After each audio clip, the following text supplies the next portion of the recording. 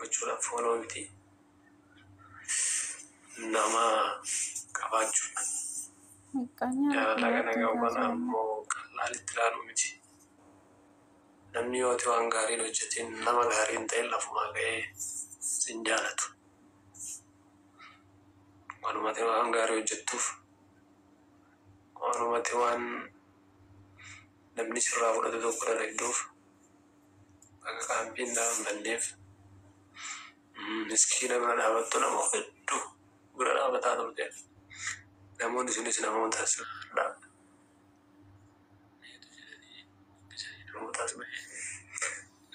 bahuu danda'u hedduutu jira. Garuu ammoo namaaf gaarima yaadati. Sigalee gorsa kiyyaa namaaf gaarima yaadii garuu nama irraa gaarii gaarii dalaydee ammoo rabbii irraa waan gaarii rabbiif jecha godhii deebii ammoo rabbumarraa eeggatta. Santu caalaa irra guddoonii dhala maarata rabbiitu jaala. Rabbiif jecha miskiina gara gaariini. Nama hedduu barbaada dhugaa dubbachuuf silaa hin fooloo miliyoona sun jiraate diktaangeen sun jiraate guyyaarraa nama hedduu bira dhufa. Yoo hinaafama ta'ee soofaa kijima jedhan hin beeku nun garuu warri ijaan arginu waa hedduu arganaa.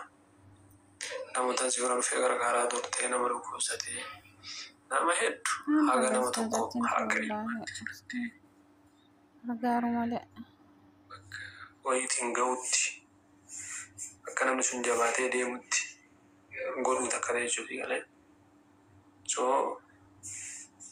namni keenya ammoo gaarii atiin ilmi namaa jechuun gaarii atiin kuma dalayde dhiisee badii ati takkaan hojjetteen si gammataa si tilmaama sirraa haasa'a. Kanaafuu waanuma kamuu waan gootu irratti kafaltii rabbiirraa eeggadhu malee namarraa hin eeggatini. Kanuma siidaa maali akka mataa kiyyatti erga deemuu waan jennu kaasilaa warra waan biraan jennu warra kanatti gammadus warra baga jedhus waan biraa sun taane si yoo dassi jedhe namni tokko kana yoo si gammachiise baga dassi jedhe si jiraanillee yoo keessa kan kee dassi jedhee kana qabaatu ati mukaan dassaadha wandamne. Waan hubachuu qabdu tokko yoo jiraate addunyaa kanarratti taafteetu guddoodha. Takutteefis alhamdulillah taafteefis alhamdulillah jedhama. Namni jiruu keessatti namni rakkatee kufee ka'uun bikka itti kufanitti hafuudhaatu baddu malee bikka irraa kufanii ka'uun jabummaadha. Kun immoo tiktookii miilta qabxuqaa takka jechuun tuqaa lama jechuun namni anaaf waan guddaadha. Silaa hojiilee guddaa waa hedduu gana yeroo duraatiif beeksisa hedduu kan itti hojjedhu qabaachuun ture gin kanaan illee numan hojjedha jechuudha. Kanuma achirra naalutti asirrattis na laala. Akkuma ateettetti ani arras borus hawaan kana godheefillee an gaarii yaada hamtuu yaadu wallaahi laazim.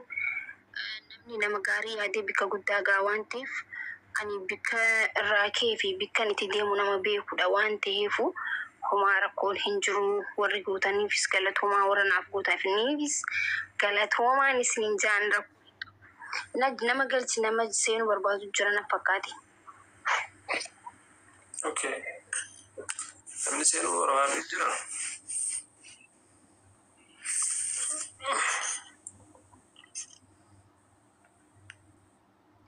Miqqaanya jaalaluma isaa wal jaalatan kanaaf kana miqqaanyatti dhiiroo. Zammeelee sadaree Waalaikum assalam warahmatullahi wabarakatuh. Ibsisha akkam jirtan? Jirra wallahi nagaya. Nagami akkamati? Fayya wallahi galata rabbi alhamdulillah. Maakillee nagumaami? Naguma wallahi. Amshira maakii akkam nagaa? nagaa galata rabbi alhamdulillah. jirta alhamdulillah amshire shi wallahi gati wani qallali aw namni lubbu namalle imba an dhugaa dubbachuu fi dheengadda galgala ijoolleewwata dawwaliin attime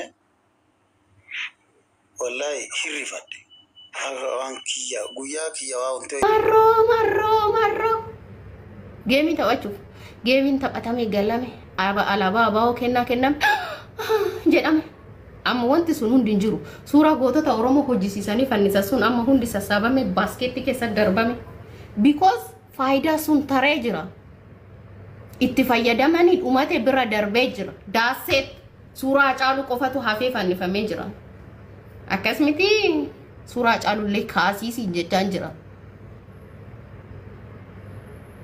kaasi infannisi mana san keessatti hacaalu jaalattee kaayyoo isaa jaalattee miti bar ittiin kadhachuufi sadaqaa ittiin kadhatachuufi sigalee ati bar gaafa giiftiif jettee qayeetti dhalatte nama waakkateedhaati sigalee giiftiif jettee qayeetti dhalatte nama waakkateedhaati ummata Oromoo miti sabni biraa warqeedha jedhee ragaa ba'uuf ummata kee nama waakkateedhaati giiftiif jetta har'ammoo kaleessaas deebitee harargee taate akkamitti taate kanaan dura ma waakkatte isaanuma bara Oromoo miti sabni biraa ummata harargeeti jaalalaaf kabaja isaaniitiif dirree jedhanii sirbaniif sigale ummata jaalatamaa ummata warqii araadaa naachoo sigale isaan san kaleessa hin waakkatte maaliif jecha giiftiif jecha hantuuta duutee fi adurree as keessa deemaa bultu jecha hin waakkatte ummata sanii ana haadha tiyyatu harargeedha jette har'ammoo abbaadhaan taate rakkoon qabu eessattuu dhaladhu Oromoon Oromoodha garuu qayeetti wadhalatan qayee handhuurri ofii itti awwaalame hin waakkatan du'een bada kaa du'een bada sigale